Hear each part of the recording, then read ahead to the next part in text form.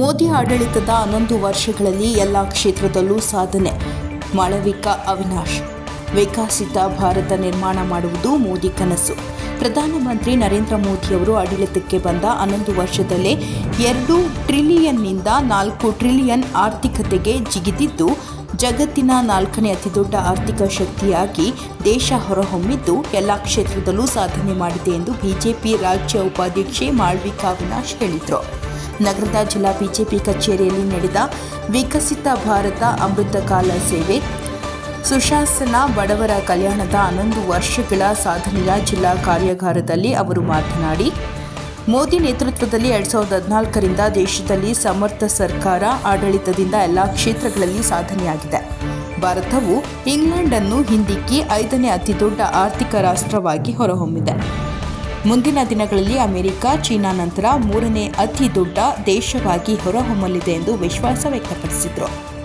ಅಧ್ಯಕ್ಷತೆ ವಹಿಸಿದ ಜಿಲ್ಲಾಧ್ಯಕ್ಷ ಸಿಎನ್ ನಿಜಾರಂಜನ್ ಕುಮಾರ್ ಮಾತನಾಡಿ, ನರೇಂದ್ರ ಮೋದಿಯವರ 11 ವರ್ಷಗಳ ಸಾಧನೆಯನ್ನು ಹಾಗೂ ಮಾಜಿ ಪ್ರಧಾನಿ ಇಂದಿರಾ ಗಾಂಧಿಯವರು ಸಂವಿಧಾನವನ್ನು ಬುಡಮೇಲು ಮಾಡುವ ಮೂಲಕ ತುರ್ತು ಪರಿಸ್ಥಿತಿ ಹೇರಿದರು. ತುರ್ತು ಪರಿಸ್ಥಿತಿ ಕರಾಳ ಅಧ್ಯಯನದ ಕುರಿತು ಪ್ರದರ್ಶನ ಆಯೋಜಿಸಿ ಜನರಲ್ಲಿ ಅರಿವು ಮೂಡಿಸಬೇಕು ಎಂದರು. ಮಾಜಿ ಶಾಸಕ ಎಸ್ ಬಾಲರಾಜು ಮಾತನಾಡಿದರು. ಕಾರ್ಯಾಗಾರದಲ್ಲಿ ಕೇಂದ್ರ ಪರಿಹಾರ ಸಮಿತಿ ಮಾಜಿ ಅಧ್ಯಕ್ಷ ಎಂ ರಾಮಚಂದ್ರ, ಪ್ರಧಾನ ಕಾರ್ಯದರ್ಶಿಗಳಾದ ಪಿ ವೃಕ್ಷಭೇಂದ್ರಪ್ಪ, ಮೂಡ್ಲುಗೂಡು ಪ್ರಕಾಶ್, ಮಾಜಿ ಅಧ್ಯಕ್ಷ ಆರ್ ಸುಂದರ್, ಒಬಿಸಿ ಮೋರ್ಚಾದ ರಾಷ್ಟ್ರೀಯ ಕಾರ್ಯಕಾರಿಣಿ ಸದಸ್ಯ ನೂರೊಂದು ಶೆಟ್ಟಿ, ಜಿಲ್ಲಾ ವಕ್ತಾರ ಕಾಡಹಳ್ಳಿ ಕುಮಾರ್, ಮುಖಂಡ ಹರಕಲವಾಡಿ ನಾಗೇಂದ್ರ, ಪ್ರಯಾಣ್, ಮಂಡಲ ಅಧ್ಯಕ್ಷರುಗಳು, ಜಿಲ್ಲಾ ಪದಾಧಿಕಾರಿಗಳು ಭಾಗವಹಿಸಿದ್ರು. ವರದಿ ಹೊಮ್ಮನಂಜುಂಡನಾಯಕ, ಪ್ರಜಾಭವನ್ ಟಿವಿ, ಚಾಮರಾಜನಗರ. ಇಲ್ಲಿ ಕೇಂದ್ರ ಸರ್ಕಾರದಿಂದ ಆಗಿರುವಂತಹ ಲಾಭಗಳ ಒಂದು ಚಿತ್ರಣವನ್ನು ಮಾಡಲಿಕ್ಕೆ ಸಾಧ್ಯ ಉಂಟು. ಅದನ್ನು ಚಿತ್ರಣವನ್ನು ಮಾಡಿ ಅದನ್ನು ಅಪ್ಲೋಡ್ ಮಾಡುವಂಥದ್ದು, ಸಂವಾದಗಳ ಕಾರ್ಯಕ್ರಮವನ್ನು ನಡೆಸುವಂಥದ್ದಿರ್ಬೋದು. ಇದರದ್ದು ಈ ಏನು ಕಾರ್ಯಕ್ರಮಗಳನ್ನ ಕೊಟ್ಟಿದ್ದೆ ಆ ಕಾರ್ಯಕ್ರಮಗಳನ್ನ ಮಾಡುವಂಥದ್ದನ್ನು ನಮ್ಮ ಮಂಡಲದಲ್ಲಿ ಎಲ್ಲ ಮಂಡಲಗಳು 8 ಮಂಡಲಗಳಲ್ಲೂ ಆಗಬೇಕಾಗಿದೆ.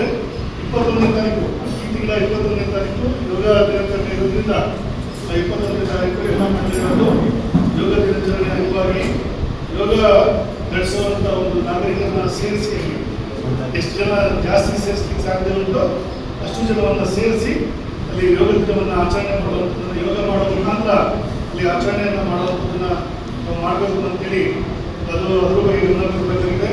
ಮತ್ತು ವಿಶ್ವ ಪರಿಸರ ದಿನ ಅಂಗವಾಗಿ ಇಲ್ಲಿ ತಾವೆಲ್ಲ ಬಂದಿದ್ರಿ, ತಾವೆಲ್ಲರೂ ಮನೆ ಪಕ್ಷ ಒಂದು 5 ಗಿಡಗಳನ್ನು ನೆಡುವಂಥದ್ದನ್ನು ಆಗಬೇಕು.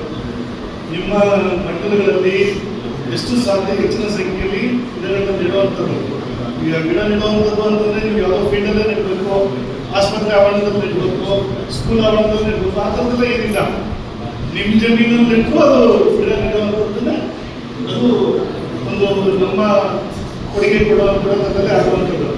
ಹೀಗಾಗಿ ನಿಮ್ಮ ಜಮೀನಲ್ಲಿ ತಕ್ಕದೆ ನೀವು ನಿಮ್ಮ ಜಮೀನಿಂದ ಗಿಡ ನೆಟ್ಟು ಅದನ್ನು ಫೋಟೋ ತೆಗೆದು ಅದನ್ನು ಅಪ್ಲೋಡ್ ಮಾಡಿದ್ರೆ ಅದು ದೊಡ್ಡ ವಿಚಾರನೆ. ಹೀಗಾಗಿ ಈ ಗಿಡ ನೆಡುವಂಥ ವಿಚಾರದಲ್ಲಿ ನರೇಂದ್ರ ಮೋದಿಯವರು ನಮ್ಮ ತಾಯಿಯ ಹೆಸರಿನಲ್ಲಿ ನಾವು ಗಿಡ ನೆಡೋಣ ಒಂದು ಕರೆಯನ್ನು ಕೊಟ್ಟಿದ್ದಾರೆ. ಹಾಗಾಗಿ ನಮ್ಮೆಲ್ಲರ ಜವಾಬ್ದಾರಿ ಇದೆ.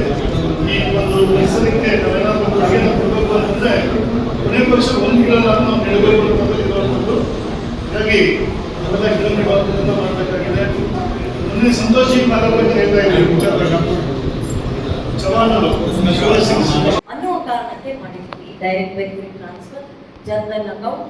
ಇದು ನಿಮ್ಮ ಜಿಲ್ಲೆಯಲ್ಲೂ ನೀವು ಸುಮಾರು ನಿಮ್ಮ ಸ್ನೇಹಿತರಿಗೆ ಮಾಡಿಸಿರ್ತೀರಿ ಅಂತ ನಾನು ಅನ್ಕೊಂಡಿದ್ದೀನಿ. 0 ಬ್ಯಾಲೆನ್ಸ್ ಅಕೌಂಟ್ ಇದು ಯಾಕೆ ಬಹಳ ಸರ್ವಪ್ರಮುಖವಾದ್ದು ಅಂತ ನನಗನ್ಸುತ್ತೆ ಅಂದರೆ, ನೇರವಾಗಿ ಯಾವುದೇ ಸೋರಿಕೆ ಇದ್ರೆ, ಯಾವುದೇ ಮಧ್ಯವರ್ತಿಗಳಿದ್ರೆ ಈ ಹಣ ನೇರವಾಗಿ ಫಲಾನುಭವಿಗಳಿಗೆ ಇಷ್ಟು ವರ್ಷಗಳು ಹೋಗಿದೆ. ಸ್ವಾತಂತ್ರ್ಯ ಬಂದು 2014ವರೆಗೂ ಆ ಕೆಲಸ ಆಗಿರಲಿಲ್ಲ. 2014 ನಂತರ ಮೋದಿಯವರ ಮಹತ್ತರವಾದ ಒಂದು ಕಲ್ಪನೆ ಇದೆ, ಸಂಕಲ್ಪದಿಂದ ಇದು ನಡೀತಾ ಇದೆ. ಹಾಗಾಗಿ ಜನ್ಧನ್ನ ನಾವು ನೆನಪಿಟ್ಕೊಂಡ್ರೆ ಅಲ್ಲಿಂದ ಮಿಕ್ಕಿದ್ದೆಲ್ಲ ತಾನಾಗೆ ನಮ್ಗೆ ಅರ್ಥ ಆಗುತ್ತೆ. ಯಾವ ರೀತಿ ಮುದ್ರಾ ಯೋಜನೆ ಅಡಿ ನಮಗೆ ಸಾಲಗಳು ಸಿಕ್ಕಿದೆ, ಜನಸಾಮಾನ್ಯರಿಗೆ ಸಾಲ ಸಿಕ್ಕಿದೆ, ಈ ಸುಕನ್ಯಾ ಸಮೃದ್ಧಿ ಯೋಜನೆ ಇರ್ಬೋದು, ಇಲ್ಲಾಂದ್ರೆ ಈ ವಿಶ್ವಕರ್ಮ ಯೋಜನೆ, ನಮ್ಮ ಭಾರತೀಯ ಜನತಾ ಪಕ್ಷ ಕಾರ್ಯಾಲಯ ಇದೆಯಲ್ಲ ಬೆಂಗಳೂರಲ್ಲಿ, ಅದು ನೋಡ್ತೀನಿ ಅಂತ ಅನ್ಕೋತೀನಿ. ಮಲ್ಲೇಶ್ವರದ ಕಾರು ಮಲ್ಲೇಶ್ವರ ರಸ್ತೆ ಇದೆಯಲ್ಲ, ಎದುರುಗಡೆ ನಾವೆಲ್ಲ ಅಲ್ಲೊಂದು ಬೋಂಡ ಅಂಗಡಿ ಇದೆ. ಈ ಥರದ ಕಾರ್ಯಾಗಾರದ ಮಧ್ಯೆ ಬ್ರೇಕ್ ಸಿಕ್ಕಾಗ ಆ ಬೋಂಡ ಅಂಗಡಿ ಹೋಗಿ ನಿಂತ್ಕೊಂಡಾಗ ಒಂದು ಬೋಂಡ ಅಂಗಡಿ ಒಂದು ಹೇಳಿದ, ಈ ವಿಶ್ವಕರ್ಮ ಯೋಜನೆಯಲ್ಲಿ ನಾವು ಸಾಲ ಕೊಟ್ಟು ಈ ಅಂಗಡಿ ಹಾಕೊಂಡು. ಹೀಗೆ ನಮಗೆ ಈ ನಿದರ್ಶನಗಳು ಸಿಗ್ತಾ ಹೋಗ್ತವೆ. ಈ ನಿದರ್ಶನಗಳನ್ನ ಇಟ್ಕೊಂಡು ನಾವು ಇದನ್ನ ಅರ್ಥ ಮಾಡ್ಕೊಂಡ್ರೆ ಹೇಗೆ ಜನಸಾಮಾನ್ಯರನ್ನ ಅವರ ಎಲ್ಲ ಯೋಜನೆಗಳು ತಲುಪಿದೆ ಅನ್ನೋದು ನಮ್ಗೆ ಅರ್ಥ ಆಗುತ್ತೆ. ಇಲ್ಲ ಅಂದ್ರೆ ಬರೀ ಇದು ಕಾಲವಾಗುತ್ತೆ.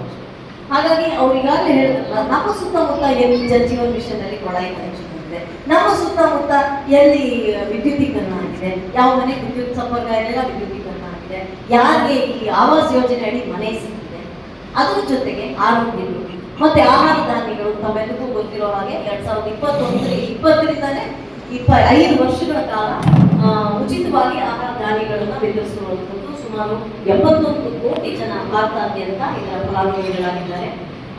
ಮತ್ತೊಂದು ಆರೋಗ್ಯಕ್ಕೆ ಸಂಬಂಧಪಟ್ಟಿದ್ದು ಆಯುಷ್ಮಾನ್ ಭಾರತ್. ಅನೇಕರು ಕಾರ್ಡ್ಗಳನ್ನ ಕೊಡಿಸಿರ್ತೀರಿ, ತಗೊಂಡಿರ್ತೀರಿ. ಈ ಆಯುಷ್ಮಾನ್ ಭಾರತ್ ಅನ್ನೋದು ವಿಶ್ವದ ಅತಿ ದೊಡ್ಡ ಇನ್ಶೂರೆನ್ಸ್ ಯೋಜನೆ ಅಂತ ಹೇಳ್ತಾರೆ ಆರೋಗ್ಯಕ್ಕೆ ಸಂಬಂಧಪಟ್ಟಂತೆ. ಎಲ್ಲೂ ಆಗಿಲ್ಲ, ಬಹಳ ಒಂದು ದೂರದೃಷ್ಟಿ ಇಟ್ಕೊಂಡು ಮಾಡುವಂತಹ ಯೋಜನೆ. ಬಡವರಿಗೆ ಬರೀ ಸರ್ಕಾರಿ ಆಸ್ಪತ್ರೆಯಲ್ಲಿ ಮಾತ್ರ ಚಿಕಿತ್ಸೆ ಆಗ್ತಾ ಇತ್ತು, ಅದು ಸರಿಯಾಗಿ ಆಗ್ತಿರ್ಲಿಲ್ಲ ಅನ್ನುವ ಯಾವುದೇ ಬೇಜಾರಿದ್ದರೆ 5 ಲಕ್ಷದವರೆಗೆ ಉಚಿತ ಚಿಕಿತ್ಸೆ ಯಾವುದೇ ಆಸ್ಪತ್ರೆ, ಭಾರತದ ಯಾವುದೇ ಆಸ್ಪತ್ರೆಯಲ್ಲಿ ಆಧಾರ್ ಕಾರ್ಡ್ ತೋರಿಸಿದ್ರೆ ಸಾಕು ಆಗುವಂತೆ ಮಾಡುವಂಥದ್ದು ಆಯುಷ್ಮಾನ್ ಭಾರತ್. ಆ ಆಯುಷ್ಮಾನ್ ಭಾರತದ ವಿಸ್ತೃತಿಯನ್ನ ಹೆಚ್ಚಿಸಿದ್ದಾರೆ. ಅದನ್ನ ಈಗ ಅವರು ಆಗ್ಲೇ ಗುರುತು ಮಾಡಿದ್ದಾರೆ. ನೀರು ನೆನ್ಪಿಟ್ಕೊಂಡು ಮಾಡಬೇಕಾಗಿರೋದು ಈಗಾಗಲೇ ಪ್ರಣಯ್ ಅವರು ಹೇಳಿದ್ರು. ಈ ವಿಕಸಿತ ಭಾರತ ಅನ್ನುವಂಥದ್ದು ಯಾಕೆ 2047 ಅಂದ್ರೆ 1947ರಲ್ಲಿ ನಮ್ಗೆ ಸ್ವಾತಂತ್ರ್ಯ ಬಂತು. ಸ್ವಾತಂತ್ರ್ಯ ಬಂದು 100 ವರ್ಷಕ್ಕೆ ಭಾರತ ವಿಕಸಿತವಾಗಿದೆ. ಈಗ ವಿಕಾಸಶೀಲ ರಾಷ್ಟ್ರವಾಗಿದೆ, ಡೆವಲಪಿಂಗ್ ನೇಷನ್ ಆಗಿದೆ. ಮುಂದೆ ಅದು ಡೆವಲಪ್ಡ್ ನೇಷನ್ ಆಗಬೇಕು, ವಿಕಸಿತವಾಗಬೇಕು, ಅಭಿವೃದ್ಧಿ ಗೊಂಡ ಒಂದು ರಾಷ್ಟ್ರವಾಗಿರಬೇಕು, ಅಭಿವೃದ್ಧಿಶೀಲ ರಾಷ್ಟ್ರವಾಗಿರಬಾರ್ದು, ಅಭಿವೃದ್ಧಿಗೊಂಡ ರಾಷ್ಟ್ರವಾಗಿರಬೇಕು. ಚೈನಾ, ಅಮೆರಿಕ ಈ ಥರದ ದೇಶಗಳ ಮುಂದೆ ನಾವು ಎದೆಯೊಡ್ಡಿ ನಿಲ್ಲುವಂತಹ ಶಕ್ತಿಶಾಲಿ ರಾಷ್ಟ್ರವಾಗಬೇಕು ಅನ್ನೋದು ಕಲ್ಪನೆ. ಆ ನಿಟ್ಟಿನಲ್ಲಿ ಈಗ ನಾವು 4ನೇ ಅತಿ ದೊಡ್ಡ ಆರ್ಥಿಕ ರಾಷ್ಟ್ರವಾಗಿ ಹೊರಹೊಮ್ಮಿದ್ದೇವೆ. ಇತ್ತೀಚೆಗೆ ಒಂದು IMF ರಿಪೋರ್ಟ್ ಅದರ ಪ್ರಕಾರ ನಾವು 4ನೇ ಅತಿ ದೊಡ್ಡ ಆರ್ಥಿಕ ಒಂದು ರಾಷ್ಟ್ರವಾಗಿ ಹೊರಹೊಮ್ಮಿದ್ದೇವೆ. ಈ 4 ಜನರ ಕಲ್ಯಾಣ ಕೆಲಸಗಳು ಹೇಗಾಗಿದೆ ಅಂದ್ರೆ ಅದನ್ನು ವಿಂಗಡಣೆ ಮಾಡ್ಕೊಳ್ಳೋದು ಬಹಳ ಸುಲಭ. ಒಂದು, ಆರ್ಥಿಕವಾಗಿ ಯಾವ ರೀತಿ ನಮ್ಮನ್ನೆಲ್ಲ ಅವರು ಸಶಕ್ತರನ್ನಾಗಿ ಮಾಡಿದ್ರು, ಸಂವಿಧಾನದ ಆಶಯಗಳಿಗೆ ಗೌರವ ಕೊಡ್ತಾರೆ, ಅಂತ ಒಂದು ಅಲೆಯನ್ನು ಮಾಡಿರ್ತಾರೆ ಅಂತ ಕಾರಣ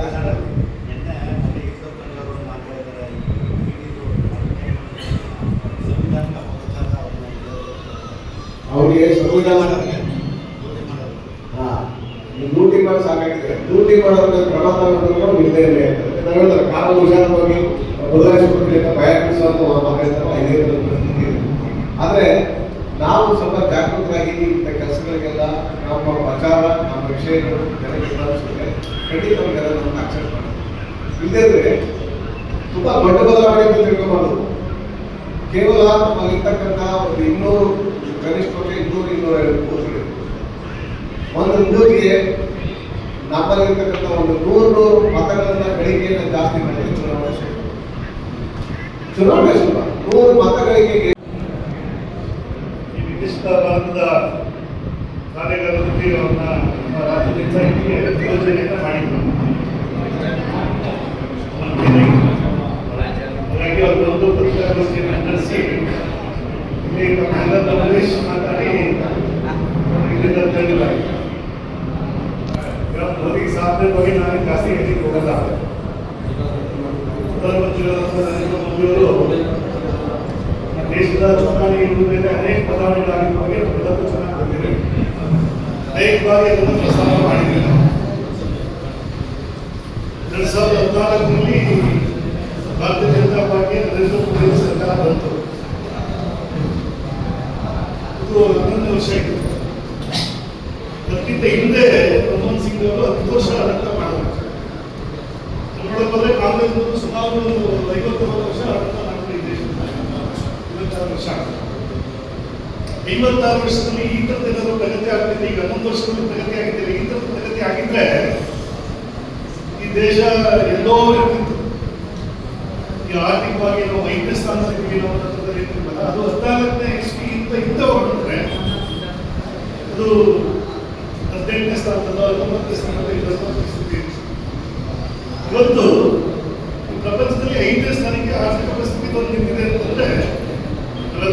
ಹೇಳುವಂತ ಒಂದು ಕಾಲಘಟ್ಟದಲ್ಲಿ ನಾವೆಲ್ಲ ಇದ್ದೀವಿ.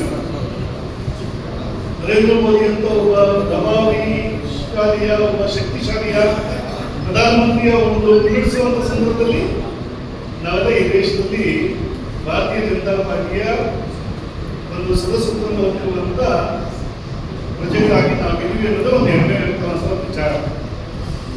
ನರೇಂದ್ರ ಮೋದಿ ಅಂತಂದ್ರೆ ನಿಮ್ಗೆಲ್ಲರೂ ಗೊತ್ತಿದೆ, ಈ ದೇಶದಲ್ಲಿ ಎಲ್ಲರೂ ಸ್ವೀಕಾರ ಮಾಡುವಂತ ವ್ಯಕ್ತಿತ್ವ.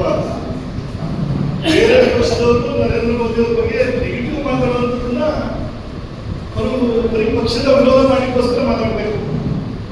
ವೈಯಕ್ತಿಕವಾಗಿ ಏನಾದ್ರು ನೀವು ಸಪರೇಟ್ ಆಗಿ ಮಾತಾಡಿದ್ರೆ ನರೇಂದ್ರ ಮೋದಿ ಅವ್ರ ಬಗ್ಗೆ ಒಳ್ಳೆಯದೇ ಮಾತಾಡ್ತಿದ್ದಾರೆ. ಹೌದಪ್ಪ, ನರೇಂದ್ರ ಮೋದಿ ಅವರು ಬಂದ ಮೇಲೆ ಅನೇಕ ಬದಲಾವಣೆಗಳಾಯಿತು, ಅನೇಕ ಅಭಿವೃದ್ಧಿಗಳಾಯಿತು. ಇವತ್ತು ದೇಶ ಪ್ರಗತಿ ಸಾಧಿಸಿದೆ ಅನ್ನೋದ್ರ ಬಗ್ಗೆ ಕಾಂಗ್ರೆಸ್ನವರು ಮಾತಾಡ್ತಾರೆ, ಬೇರೆ ಬೇರೆ ಪಕ್ಷದವರು ಮಾತಾಡುವಂತ ಒಂದು ಸನ್ನಿವೇಶದಲ್ಲಿ ಇರುವಂಥದ್ದು. ಇವತ್ತು ನರೇಂದ್ರ ಮೋದಿ ಅವರು ಬಂದ ಮೇಲೆ ಭ್ರಷ್ಟಾಚಾರದ ಬಗ್ಗೆ ನೋಡ್ಲಿಕ್ಕೆ ಹೋದ್ರೆ ನಿಮಗೆ ಭ್ರಷ್ಟಾಚಾರ ರಹಿತವಾದಂತ ಆಡಳಿತ ಕೊಟ್ಟಂಥದ್ದು ನರೇಂದ್ರ ಮೋದಿ ಅವರು. ಅದೇ ಮನಮೋಹನ್ ಸಿಂಗ್ ಕಾಲದಲ್ಲಿ 10 ವರ್ಷಗಳ ಕಾಲ ಬರೀ ಭ್ರಷ್ಟಾಚಾರನೇ. ನಾವು ಅವಾಗ ಕ್ಯಾನ್ವಾಸ್ ಮಾಡುವಂತ ಸನ್ನಿವೇಶದಲ್ಲಿ ಭ್ರಷ್ಟಾಚಾರಗಳನ್ನ ಪಟ್ಟಿ ಮಾಡಿದ್ರೆ ನಮ್ಮ ಬೇಸ್ ಸಾಕಾಗ್ತಾನೆ ಇಲ್ಲ, ಅಷ್ಟು ಭ್ರಷ್ಟಾಚಾರಗಳನ್ನ ನೀವು ಪಟ್ಟಿ ಮಾಡ್ಬೋದಾಗಿತ್ತು. ಇದೆಲ್ಲ ಎಲ್ಲದಲ್ಲೂ ಕಲ್ಲಿಂಗ್ ಹಗರಣ ಆಯ್ತು, ಕಾಮನ್ವೆಲ್ತ್ ಅಲ್ಲಿ ಸ್ಪೋರ್ಟ್ಸ್ ಅಲ್ಲಿ ಹಗರಣ ಆಯ್ತು, ಸೈನಿಕರಿಗೆ ಮನೆ ಕೊಡುವಂಥದ್ದಲ್ಲಿ ಹಗರಣ ಆಯ್ತು,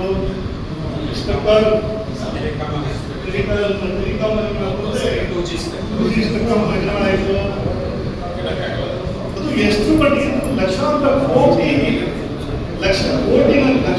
ಕೋಟಿ ಹಗರಣವಾದಂತ ಒಂದು ಭ್ರಷ್ಟಾಚಾರದ ಒಂದು ವ್ಯವಸ್ಥೆಯನ್ನು ನಾವು ನೋಡ್ಕೊಂಡ್ಬರ್ತೀವಿ.